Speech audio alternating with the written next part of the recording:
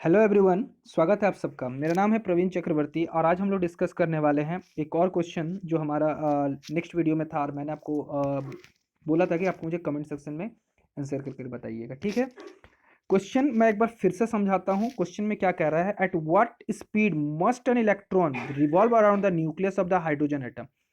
एक hydrogen atom है, उसके चारों ओर इलेक्ट्रॉन किस वेलोसिटी के साथ, किस स्पीड के साथ मूव करना चाहिए अपने ग्राउंड स्टेट में। ठीक है, in order that it may not be pulled into the nucleus by electrostatic attraction।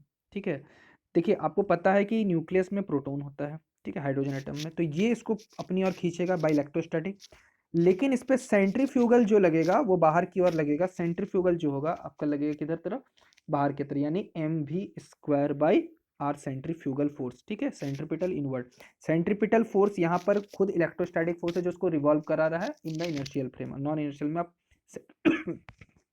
Centripetal लगाएंगे। ठीक है, तो देखते हैं, आपसे पूछा गया कि ये बॉडी किधर भी पुल नहीं होते। ये पुल कब नहीं होगा, जब इधर जितना फोर्स है इधर भी उतना ही फोर्स, जब आपस में दोनों को बैलेंस कर लेंगे। ठीक है, तो ये आपको क्वेश्चन समझ में आ गया होगा। बस आपको स्पीड ऑफ लाइट के टर्म में लिखने को कहा गया है।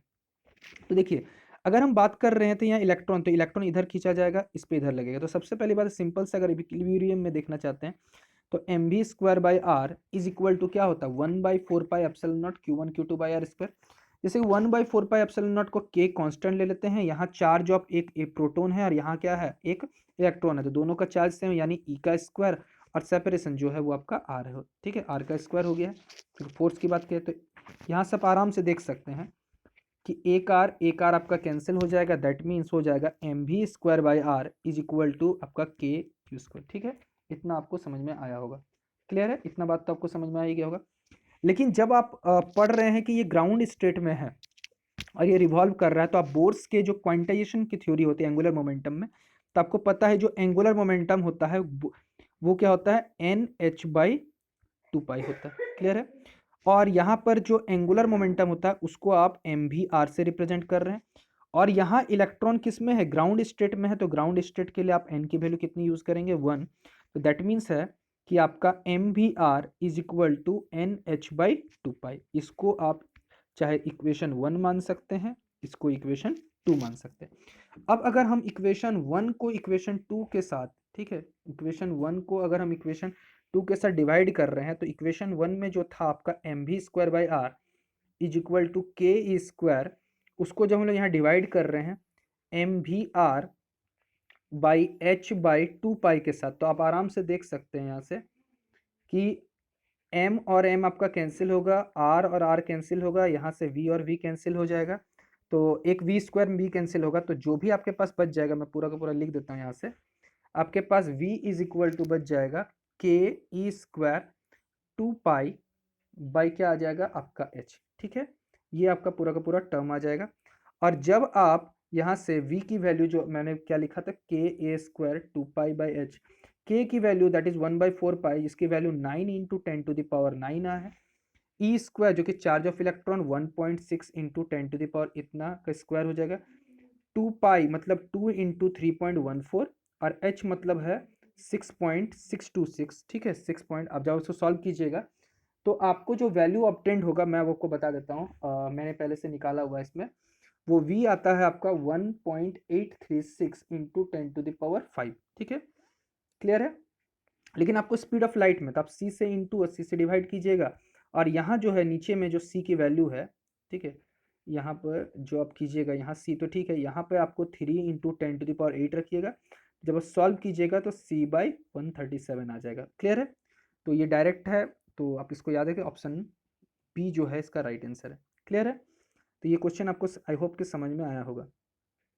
दूसरा क्वेश्चन क्या कह रहा है कि एक धातु के लिए एक देहली यानी थ्रेशोल्ड जो तरंगदैर्घ्य यानी थ्रेशोल्ड जो वेवलेंथ है वो 4000 एंगस्ट्रॉन है। इस धातु की सतह पर तरंगदैर्घ्य 2000 एंगस्ट्रॉन की फोटोन प्रासंगिक है। मतलब कोई मेटल सरफेस है, उसका जो थ्रेशोल्ड वेवलेंथ है, जिसको लैम्डा नॉट से शो कर सकते हैं, वो 4000 एंगस्ट्रॉन है। 4000 एंगस्ट्रॉन को आप लिख सकते हैं 400 नैनोमीटर में लिख सकते हैं। और उसके बाद कह रहा है कि इस पे फोटोन इंसिडेंट हो रहा है, फोटोन इंसिडेंट की जो लैम्डा है वो है 2000 एंगस्ट्रॉन, 2000 एंगस्ट्रम को आप 200 नैनोमीटर लिख सकते हैं। तो अब आगे क्वेश्चन बोला गया था कि फोटो इलेक्ट्रॉन द्वारा छोड़े गए फोटो इलेक्ट्रॉन की अधिकतम ऊर्जा, यानी जो इलेक्ट्रॉन्स निकल उसकी मैक्सिमम एनर्जी कितनी होगी। ठीक है, तो एक सिंपल सा क्वेश्चन है, ये फोटो इलेक्ट्रिक इक्वेशंस पे बेस है, जिसका आइंस्टीन की फोटो इलेक्ट्रिक इक्वेशन है, उसमें आप ये चीज पढ़े होंगे। ठीक है, तो आइंस्टीन की जो फोटो इलेक्ट्रिक इमिशन की इक्वेशन होती है वो आपको पता है, जो मैक्सिमम काइनेटिक एनर्जी होता है के मैक्स जो होता है वो आपका होता है H new minus H new not. और एच न्यू के न्यू क्या है, frequency of the incident radiation, और म्यू नॉट क्या है, थ्रेशोल्ड फ्रीक्वेंसी। जैसे आप इसको वेवलेंथ के टर्म में कन्वर्ट करने की कोशिश करते हैं, तो ये आपका H C by lambda minus H C by lambda naught, that means आप एच सी कॉमन निकाल लेते हैं तो 1/λ-1/λ0 हो जाता है।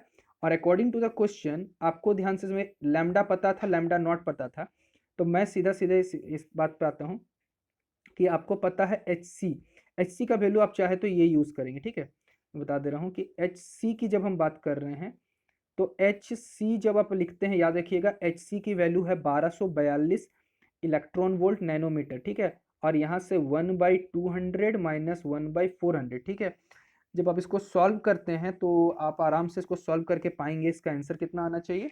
ठीक है, कितना आना चाहिए आप मुझे कमेंट सेक्शन में बताइएगा कि इसका आंसर, ठीक है, मैंने तरीका आपको समझा दिया है, क्या होना चाहिए आंसर, आप मुझे कमेंट बताइएगा। ठीक है, तो मिलते हैं अपने अगले वीडियो में, तब तक के लिए वीडियो पे बने रहें। Thank you.